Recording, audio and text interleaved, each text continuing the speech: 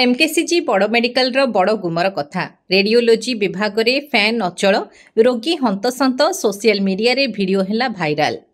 Brahmapur MKCG medical उपरे दक्षिण ओडिशार समस्त जिला सहित पड़ोशी राज्यर रोगी मध्य चिकित्सा सेवा पई निर्भर करती।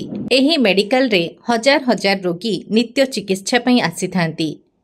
तेबे विभिन्न विभाग में चिकित्सित होइथिबा रोगींक रोगर निदान पई रोगी को बहु परीक्षा करबाकू पड़िथाय एवं रोगी को समस्त प्रकार मौलिक सुविधा जोगाई देबा पई सरकार लक्ष लक्ष टंका व्यय करुछंती। रंजन रश्मि विभाग में प्रत्यह बहु रोगींक एठारे लंबा धाड़ी लागी रही थाए।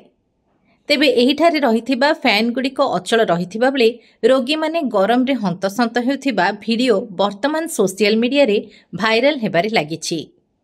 रोगी सामान्य सेवारू वंचित थिबा बेले कर्तृपक्ष चिर निद्रारे फल आगकू ग्रीष्म प्रवाह वृद्धि सह गुळुगुळी बढ़िबो। जदि एहा तुरंत सजड़ा न जाए आगकू आहुरी असुविधार सम्मुखीन हेबे रोगी एवं रोगींक संपर्कीय।